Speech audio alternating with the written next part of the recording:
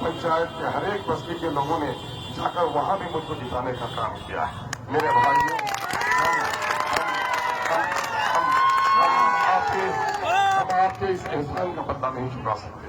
अल्लाह से दुआ मांगते हैं कि अल्लाह तबारक तआला हमारे अंदर वो कुव्वत बख्शे जो आपकी नस्लों के लिए वो काम कर जाऊं जिसके साथ आपके एहसान की अदायगी का सामान हो जाए।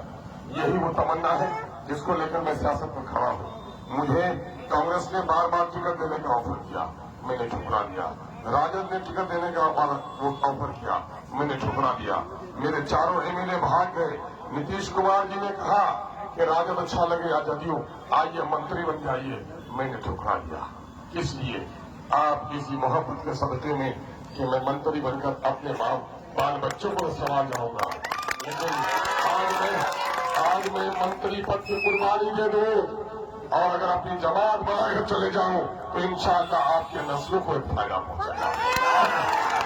नौजवानों और इस इलाके के दलित हिंदू भाइयों, मैं आपसे कहता हूं, अगर हिंदू भाइयों की भी तरक्की नहीं हुई उसका जिम्मेदार मुसलमान है, क्योंकि हमेशा यहाँ पर मुसलमान ही एमएलए एमपी बना। ये जाकर पार्टी का गुलामी किया, आपकी तर्जुमानी कभी नहीं कर सका।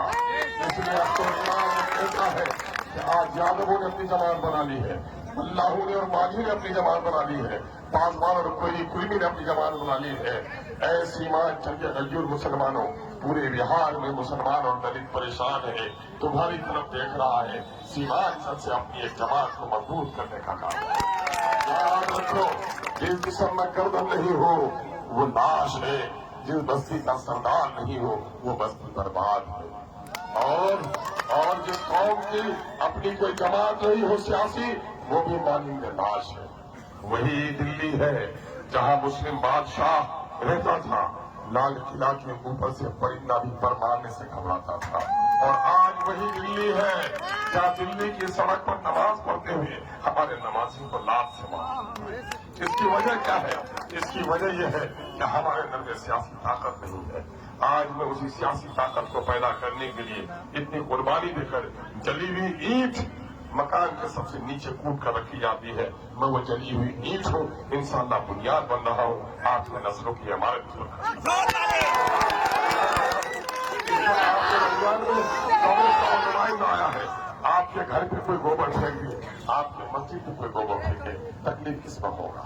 मस्जिद में आपके घर पर कोई गोबर फेंके, आपके मंदिर पर कोई फेंके, तकलीफ किस पर होगी? मंदिर में। यकीनन है कि मंदिर और मस्जिद को हम अपने घर से भी ज्यादा अजीज रखते हैं, लेकिन इस कांग्रेस के मरबूतों ने उसी मस्जिद में हमारी मूर्तियों को बैठाकर न सिर्फ हमारी मस्जिद तोड़वाई बल्कि हिंदू और मुसलमानों की मोहब्बत को पूरे मुल्क में तोड़ दिया। क्या उसको सजा देनी है कि नहीं? ये बताओ, हर जगह कहीं मुरादाबाद में, कहीं मेरठ में, कहीं भागलपुर में हजारों मकामात पर कांग्रेस ने फसाद कराकर हमारी गर्दन कटवाई, उससे बदला लोगे कि नहीं लोगे? अलीगढ़ के लिए लड़ाई लड़े थे, लाखों लोग गए थे। 2011 के दिसंबर में अलीगढ़ की जमीन का एग्रीमेंट हो गया। 12 को किसकी हुकूमत थी? कांग्रेस की। 13 को कांग्रेस की। 14 के अप्रैल तक कांग्रेस की।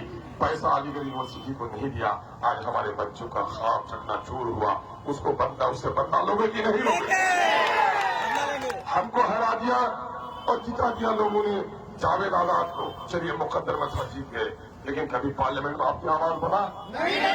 कभी आपके मसाइल को उठाया? कभी तरक्की का कोई काम कराया? आपने वोट दिया था, मैंने कुर्बानी दी थी, मौलाना मरहूम को हम लोग ने जिता दिया था। लेकिन जब शरीयत का मामला आया, कांग्रेस ने मेरे पार्टी को, मेरे मौलाना को बोलने नहीं दिया। ये याद है कि नहीं है? जिस कांग्रेस ने मौलाना को शरीयत के मामले में बोलने की इजाजत नहीं दी है, ऐ गैरतमंद नौजवानों उठो, और आज गैरत जाग चुकी है। आज कांग्रेस के नेता को भी बस्ती में बोलने की कोई इजाजत नहीं है। मुबारकबाद देता हूँ। एक नटवर लाल आया है, आज से 3 महीना पहले कहता था कि मजलिस बीजेपी की बी टीम है, आप बीजेपी को भगाओ, बीजेपी को भगाओ, मसाइल जुलूस निकालता था। और आज नरेंद्र मोदी का तलवा चाट रहा है। मुनाफिक किसको कहते हैं? करनी और कथनी में अलग हो, उसको दोगला कहते हैं। ये दोगला का किरदार है कि नहीं है? ऐसा दोगला कभी नेता बन सकता है?